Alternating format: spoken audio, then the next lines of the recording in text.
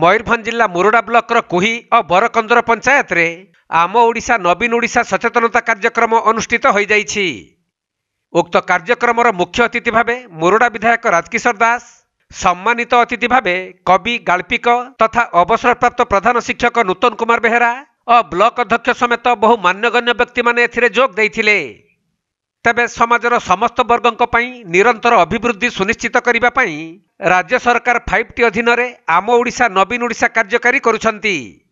आउ ओडिशा गठनर भित्तिभूमि को सुदृढ़ करिबा पई प्रति पंचायत और गाँव विकास एही कार्यक्रम मुख्य उद्देश्य।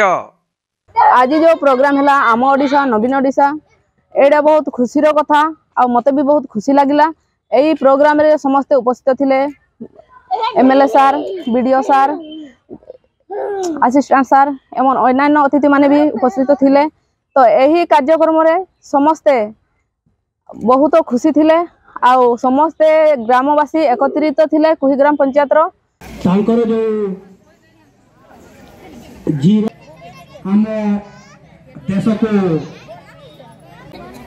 मेसे प्रभु भक्त ओडिशा उठा बैनर सह है अर्थ महिला सशक्त हेले ओडिशा समृद्ध है।